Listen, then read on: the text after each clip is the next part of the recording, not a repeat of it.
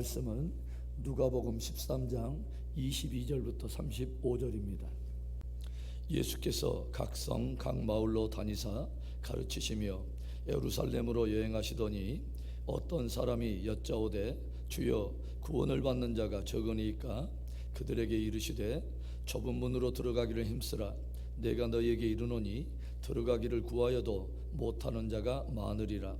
집 주인이 일어나 문을 한 번 닫은 후에 너희가 밖에 서서 문을 두드리며 주여 열어주소서 하면 그가 대답하여 이르되 나는 너희가 어디에서 온 자인지 알지 못하노라 하리니 그때 너희가 말하되 우리는 주 앞에서 먹고 마셨으며 주는 또한 우리의 길거리에서 가르치셨나이다 하나 그가 너희에게 말하여 이르되 나는 너희가 어디에서 왔는지 알지 못하노라. 행하가는 모든 자들아 나를 떠나가라 하리라. 너희가 아브라함과 이삭과 야곱과 모든 선지자는 하나님 나라에 있고 오직 너희는 밖에 쫓겨난 것을 볼 때에 거기서 슬피 울며 이를 갈리라. 사람들이 동서남북으로부터 와서 하나님의 나라 잔치에 참여하리니 보라 나중된 자로서 먼저 될 자도 있고 먼저 된 자로서 나중될 자도 있느니라 하시더라. 곧 그때에 어떤 바리새인들이 나와서 이르되 나가서 여기를 떠나소서 헤롯이 당신을 죽이고자 하나이다. 이르시되 너희는 가서 저 여우에게 이르되 오늘과 내일은 내가 귀신을 쫓아내며 병을 고치다가 제3일에는 완전하여지리라 하라. 그러나 오늘과 내일과 모레는 내가 갈 길을 가야 하리니 선지자가 예루살렘 밖에서는 죽는 법이 없느니라. 예루살렘아 예루살렘아 선지자들을 죽이고 내게 파송된 자들을 돌로 치는 자여 암탉이 제 새끼를 날개 아래에 모음같이 내가 너희의 자녀를 모으려 한 일이 몇 번이냐. 그러나 너희가 원하지 아니하였도다. 보라 너희 집이 황폐하여 버림받으리라. 내가 너희에게 이르노니 너희가 주의 이름으로 오시는 일을 찬송하리로다 할 때까지는 나를 보지 못하리라 하시니라. 우리들이 성경을 읽어가면서 가끔 썸칫썸칫할 때가 있습니다. 누구든지 주의 이름을 부르는 자는 구원을 얻으리라. 이 말씀이 있죠. 어떨 때는 구원은 굉장히 쉽게 얻는 것처럼 여겨지고 굉장히 구원의 문은 넓게 열려 있는 것처럼 보인다는 것입니다. 그런데 어떤 또 성경 구절에서는 너희는 두렵고 떨림으로 너희 구원을 이루라 라는 말씀이 있어요. 그 넓게만 보이던 그 문이 조금씩 좁게 느껴지기 시작한다는 거죠. 그런데 오늘 주님의 말씀은 더욱 충격적인 도전으로 우리에게 다가와요. 어떤 사람이 예수님께 물었습니다. 주여 구원받는 사람이 적으니까? 주여 구원받는 사람들이 적습니까? 이때 주님이 들려주신 말씀 24절에 좁은 문으로 들어가기를 힘쓰라. 내가 너희에게 이르노니 들어가기를 구하여도 못하는 자가 많으리라. 주님은 구원을 받는 자의 많고 적음을 묻는 사람에게 좁은 문으로 들어가기를 힘쓰라 도전하십니다. 여기서 힘쓰다라고 하는 단어 아고니제세라고 하는 단어인데 경쟁하다, 분투하다 이런 뜻입니다. 상을 얻기 위해서 경쟁자들이 몸부림치며 치열하게 그렇게 서로 경쟁하는 것을 의미하고 있는 그런 단어입니다. 그러면서 주님께서는 그날에 주인이 문을 닫은 후에 사람들이 와서 닫힌 문을 두드리며 주여 문을 열어주소서 할 때에 주님으로부터 나는 너희가 도무지 어디에서 왔는지 알지 못하노라 하는 이 차갑고도 냉담한 말을 들을 자들이 의외로 많을 것을 주님은 들려주세요. 여러분 오늘 주님은 좁은 문으로 들어가라 도전하십니다. 그렇다면 오늘 말씀을 통해서 좁은 문으로 들어가라 말씀하시는 주님의 암시적인 도전이 무엇일까요? 첫째로는 듣고 배운 것만으로는 충분하지 않다는 것입니다. 문을 두드리던 사람들이 너희가 어디에서 왔는지 나는 도무지 알지 못하노라 하는 이 주인의 말에 그들이 주인에게 하는 말이 무엇입니까? 26절에 보면 그때 너희가 말하되 우리는 주 앞에서 먹고 마셨으며 주는 또한 우리를 길거리에서 가르치셨나이다 하나 저들은 차갑고 냉담한 주인의 말에 주여 우리가 주님 앞에서 함께 먹었지 않습니까? 우리가 길거리에서 주님께로부터 배웠지 않습니까? 대답을 합니다. 저들은 주가 계신 곳에 함께 모였고 주께서 가르치시는 바로 그곳에 함께 모여서 가르침까지 받았다는 거예요. 이때 그 주인의 반응이 무엇일까요? 아차, 내가 깜빡했다. 맞아, 우리가 그때 함께 먹었지. 맞아, 그때 길거리에서 너희가 내게 배웠지. 라고 반응하지 않으셨습니다. 27절에 이런 말씀을 들려줘요. 그가 너희에게 말하여 이르되 나는 너희가 어디에서 왔는지 알지 못하노라. 행하가는 모든 자들아 나를 떠나가라 하리라. 주인은 놀랍게도 나는 너희가 어디에서 왔는지 알지 못하노라 하면서 한술 더 떠서 뭐라고 일침을 가합니까? 행하가는 모든 자들아 나를 떠나가라 라고 선언해 버립니다. 우리가 그 주인의 깊은 마음은 알 수 없어요. 그런데 오늘 말씀과 연결해서 우리가 분명하게 알게 되는 하나의 사실은 뭐냐면은 함께 먹고 마셨다고 하는 것, 그리고 듣고 배웠다는 것만으로는 충분하지 않다고 하는 것입니다. 함께 먹고 마시며 듣고 배움만으로 만족하면서 전혀 듣고 배운 대로 행하는 삶이 없이 구원을 확신하는 것은 매우 위험한 착각이 될 수 있다고 하는 것을 우리가 경종을 받게 된다고 하는 거예요. 산상수훈을 통해서 우리 주님께서는 구원받은 하나님의 백성들이 어떤 삶을 살아야 하는가 하는 삶의 율례들을 말씀에 담아가지고 모두 들려주신 후에 산상수훈의 그 결론을 두 가지 집에 대한 비유로 마무리를 하시죠. 어떤 집입니까? 지혜로운 자의 그 집, 반석 위에 세운 사람의 집, 그리고 또 하나는 모래 위에 집을 세운 어리석은 사람의 집, 이 두 가지의 집으로 그 모든 말씀을 결론을 맺으세요. 여러분, 이 반석 위에 세워진 집이 어떤 집일까요? 주님은 이렇게 말씀하죠. 누구든지 나의 이 말을 듣고 행하는 자는 그 집을 반석 위에 세운 지혜로운 사람과 같다라고 들려줘요. 그렇다면 모래 위에 세워진 집은 어떤 사람일까요? 역시 주님이 또 이렇게 들려주세요.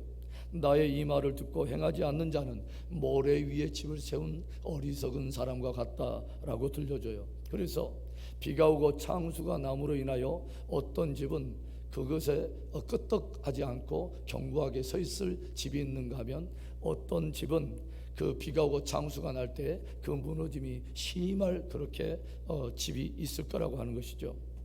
이 두 사람의 공통점은 모두가 다 주님께로부터 들었다는 것입니다. 그리고 서로 다른 점은 한 사람은 들은 대로 행한 것이고 다른 사람은 들은 대로 행하지 않은 것입니다. 여러분, 오늘 주님은 도전하세요. 너희가 좁은 문으로 들어가기를 힘쓰라. 주님께로부터 듣고 배운 대로 행함의 열매를 맺어 좁은 문으로 들어가기를 힘쓰는 복된 신앙이 되기를 축원합니다. 오늘 좁은 문으로 들어가라는 말의 암시적인 도전이 또 무엇일까요?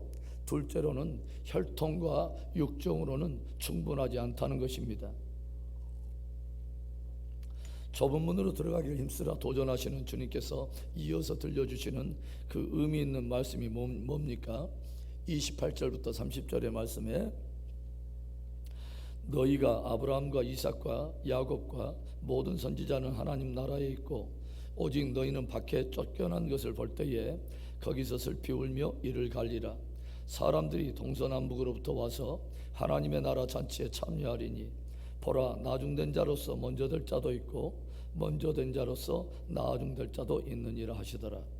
오늘 주님께서는 아브라함과 이삭과 야곱 그리고 선지자들은 하나님의 나라에 있지만 너희는 밖에 쫓겨나서 슬피 울며 이를 갈게 되리라 라고 경고하세요. 그렇다면 여러분, 여기에 등장하는 너희가 누구일까요? 주님이 말씀하시는 너희가 도대체 누구일까요? 저들은 스스로 아브라함과 이삭과 야곱의 혈통적인 후손임을 자랑하고 선지자들의 후손임을 자랑하던 유대인들을 말하는 것이죠. 주님은 오히려 동서남북으로부터 사람들이 와서 하나님의 나라의 잔치에 참여하게 될 것을 들려주십니다. 여기에서 동서남북에서 온 사람들은 오히려 이방인들을 말하는 것입니다. 그러니까 아브라함과 이삭과 야곱의 혈통적 후손이요 선지자들의 후손임을 빌미 삼아서 구원을 확신하고 있는 것은 대단히 위험한 착각일 수 있다고 하는 것을 경고하신 것입니다. 오히려 혈통적인 후손은 아니지만 아브라함과 이삭과 야곱이 가졌던 믿음을 쫓아가고 선지자들이 들려준 예언의 말씀을 쫓아감으로 진실한 믿음으로 접붙임을 받은 바로 그 사람들이 진짜 하나님의 나라의 잔치에 참여하게 될 것을 들려주신 것이죠. 그리고 혈통적인 배경을 자랑 삼으면서도 전혀 다른 믿음을 쫓아간 너희는 쫓겨서 밖에서 슬피 울며 이를 갈게 될 것을 경고하신 것입니다.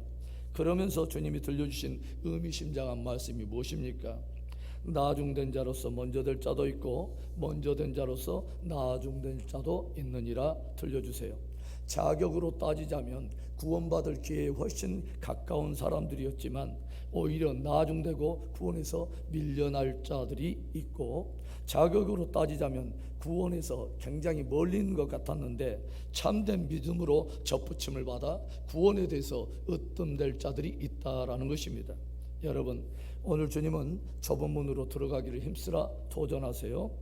진실로 아브라함과 이삭과 야곱의 믿음을 따르고 선지자들의 말씀을 따라가는 복된 신앙이 되기를 주의 이름으로 축원합니다.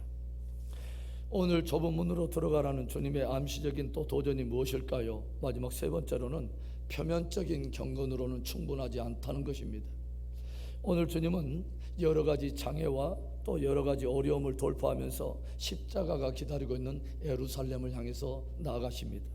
그리고 주님은 예루살렘을 바라보시며 통탄해하시며 통분의 눈물을 쏟아내시죠. 34절과 35절의 말씀에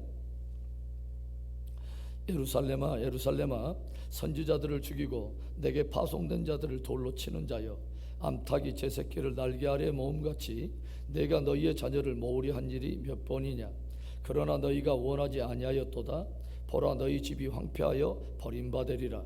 내가 너희에게 이르노니 너희가 주의 이름으로 오시는 일을 찬송하리로다 할 때까지는 나를 보지 못하리라 하시니라. 여러분, 예루살렘이 어떤 도성이에요? 거기에는 하나님의 성전이 있는 곳입니다. 그뿐만 아니라 대제사장과 여러 종교 지도자들, 그리고 온 사방에서 절기를 따라 모여드는 사람들의 제사가 있는 곳이죠. 그래서 온갖 경건에 속한 모든 의식과 제도가 있는 곳이 바로 예루살렘입니다. 그런데 주님은 바로 그 예루살렘을 향하여 통탄해 하시는 것이죠.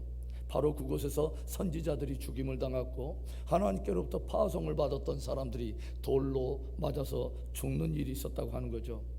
하나님께서 제 새끼를 날개 아래 모음과 같이 그의 자녀들을 모으려고 몇 번이나 그렇게 했지만 저들은 오히려 마음을 굳게 하고 하나님의 뜻 아래 모이지 않았을 뿐만 아니라 저들은 원하지도 않았다고 주님은 눈물을 흘리시며 말씀을 하세요.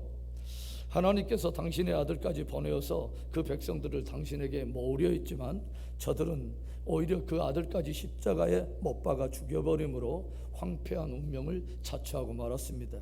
성전이 있고 거룩한 직제와 제도와 형식이 있었지만 표면적인 경건으로 구원을 확신하고 있는 것이 얼마나 위험한 착각일 수 있는가를 우리가 도전을 받게 돼요. 여러분, 주님은 좁은 문으로 들어가기를 힘쓰라 라고 말씀하세요. 표면적인 경건이 아니라 오늘 주님께서 끝까지 십자가의 길을 통해서 하나님께 순종하심과 같이 경건에 합당한 순종의 열매를 맺는 복된 저와 여러분 되기를 축원합니다. 사랑하는 성도 여러분, 오늘 주님은 다시 한번 저와 여러분이 우리의 믿음을 감감하기를 주님은 원하십니다. 깊이 한번 새겨볼 만합니다. 듣고 배운 것만으로는 충분하지 않습니다. 혈통과 육정으로는 충분하지 않습니다. 표면적인 경건만으로는 충분하지 않습니다. 늘 좁은 문으로 들어가기를 힘쓰며 마침내 참된 구원을 얻는 진짜 승리 성도 되기를 주의 이름으로 축원합니다.